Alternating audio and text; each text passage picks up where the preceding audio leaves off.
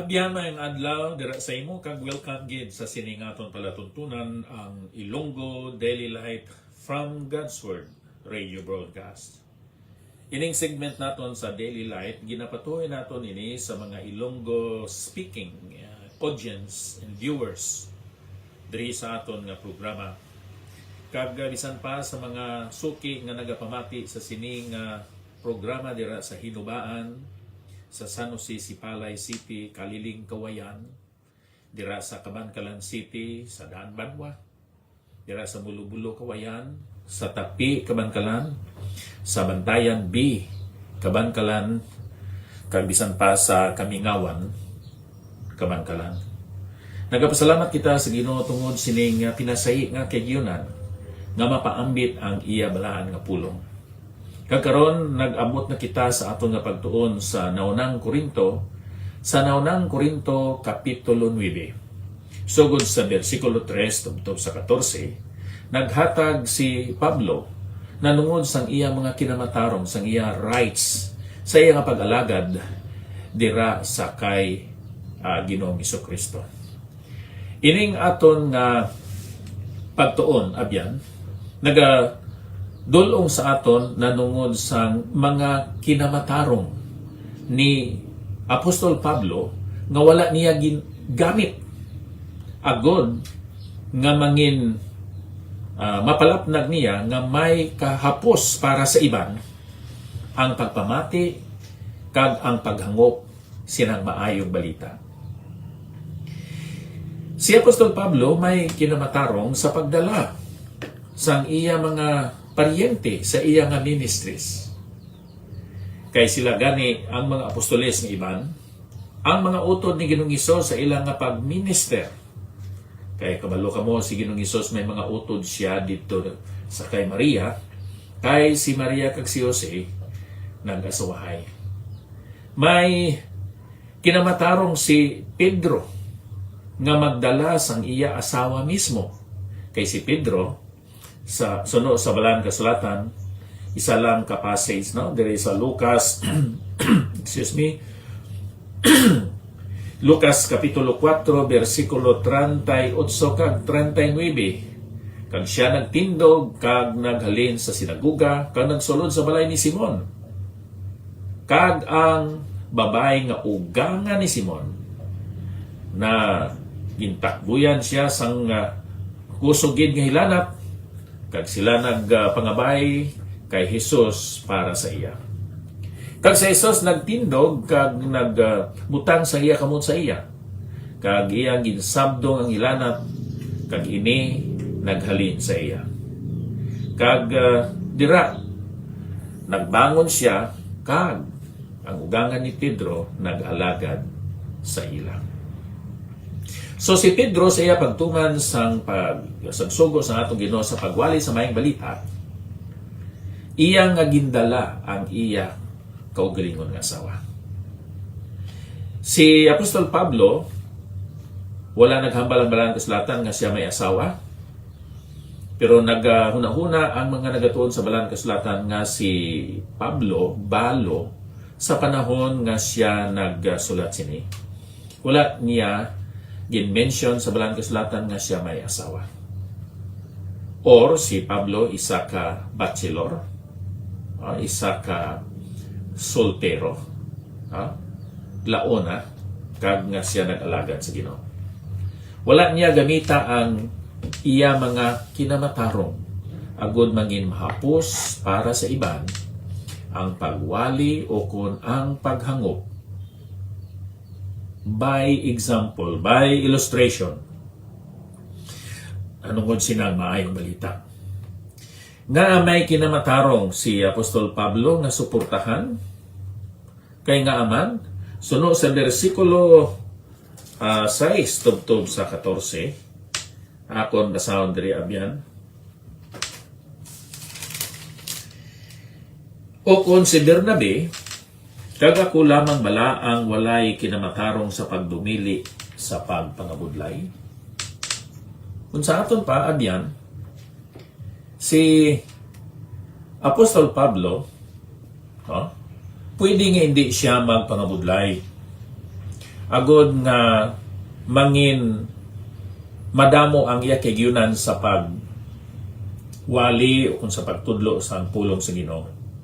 Pero siling sa balang kasulatan, si Apostol Pablo wala nag-suporta o nagpangayo sang suporta sa mga Kristiyanon dito sa Corinto tungod kay siya may vocation nga mo ang paghimo sa mga tulda. Ang bot niya silingon nga pwede ako nga hindi na magnegosyo maghimo sa mga tulda. Kag inyo nga suportahan lamang. Kay silinya, sino bala ang soldado nga nag-alagad sa iya kaugalingon nga kagastuhanan?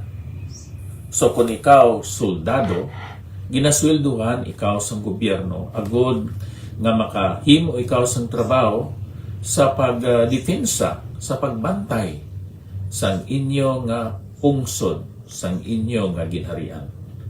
Si Apostol Pablo subong soldado ni Kristo, wala siya naggamit sang iya kinamatarong nga suportahan siya sa mga Kristohanon dito sa Corinto. In other words, wala siya nagpamugos nga hatagan siya sang ila suporta. Kadua, nagsiling dire, sino ang nagatanom sing ulubasan kag wala nagakaon sang iya bunga? So si Pablo subo nga isa ka sower, subo nga isa ka farmer. Pwede siya makapangani sang bunga sang iya gintanom. Iya gintanom tungod sa bulig kag bugay sang Dios ang iglesia sa Corinto.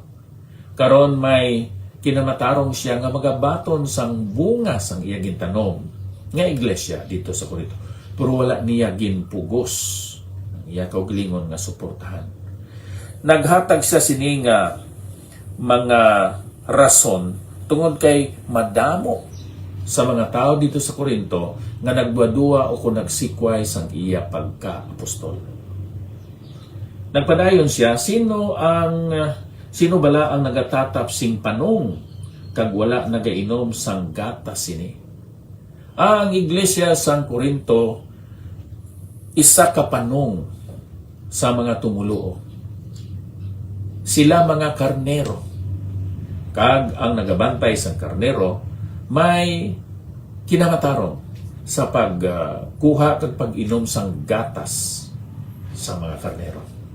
Pero si Pablo wala nagpamugos nga siya hatagan sang suporta sang mga Kristohano dito sa Corinto.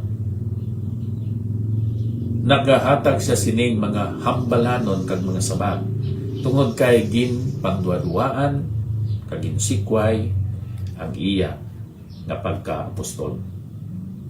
Siling niya nagahambal bala ako sinisuno sa mga tao? Wala bala magsiling ang kasuguan man sing amo? Kay sa kasuguan ni Moises na sulat, dili mo pagbusalan ang baka nga nagalinas sang trigo. So ari diri ginhatag ni Apostol Pablo na bisan pa ang baka sa nagalinas siya sang trigo. Wala ginbusalan ang baka. Kay inang mga trigo nga iya gina lapak-lapakan. No? Nga agod makuha ang mga ginatuwag grains sa mga pungango.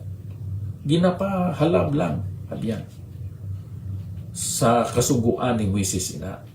Kay nga may kabalaka ang Diyos bisan pa sa mga sapat. Ikadua, agod mahimo sila ni Apostol Pablo nga ilustrasyon para sa mga katawan sa Israel kag bisan pa sa mga Kristohanon karon nga ang nagaalaga dira sa Dios may right, may kinamatarong nga buligan, suportahan, buligan, suportahan sa mga Kristohanon nga iya manggani gin tudluan, ginwalihan, ginsabdong, ginsaway, kaginhanas sa pagkamatarong.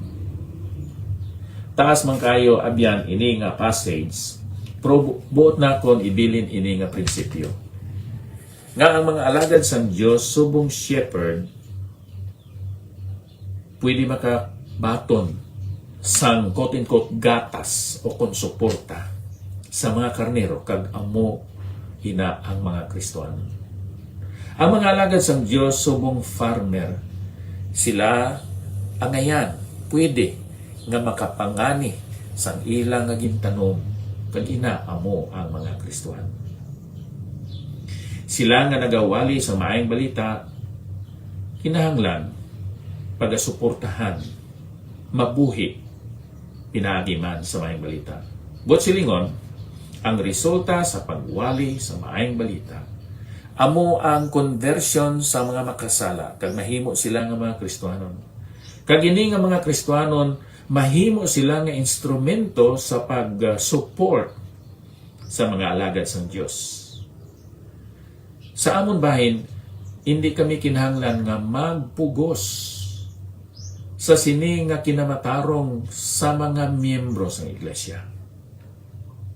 Kami nagawali bilang nagapanggas lang kami sang prinsipyo kag kamatuuran agod nga kamo makakita sang rason o kung kabangdanan nga kinahanglan inyo buligan, tabangan, suportahan ang inyo nga pastor.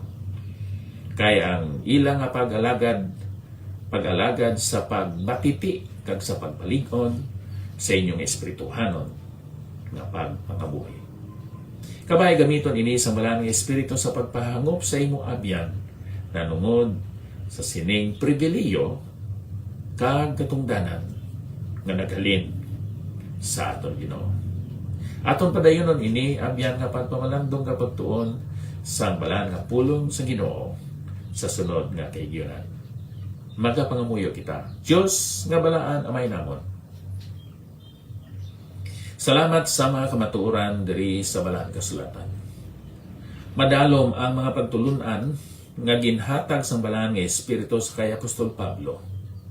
Kay ini ginhatagan sang mga rason o kung kabangdanan halin pagani dito sa daan o kung Old Testament. Salamat o Diyos sang mga pagtulunan nga nakita namon sa kabuhi, modelo, ehemplo nga ginpahayag ni Apostol Pablo sa iyang pag-alagad sa imo.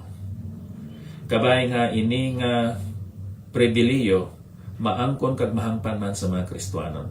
Agod nga ang imong mga alagad hindi na magpangayo-kayo, hindi magbeg, kundi nga sila magabato na lang sang imo pagpakamayo pinaagi sa mga nakahango, mga natudluan, mga matinumanon, mga mapinasakupon ng mga Kristohanon. Tuloy kami Ginoo sa paglakat sa matarong kag masana gadalan sa sining adlaw. Kag himuaman kami nga mangin palagyan sang pagpakamayo o kung pagtulunan sa ibang mga Kristohanon. Sa ngalan ni Ginoong Hesus. Amen. Abyan madamo gid nga salamat sa inyo nga pagsunod sa sining aton programa karon. Halin pa diri sa Bay City Fellowship Baptist Church, Bay City, Negros Oriental. Ako si Pastor Epafrasacar, nagasiling, ang Diyos magpakamayo sa aton nga tanan.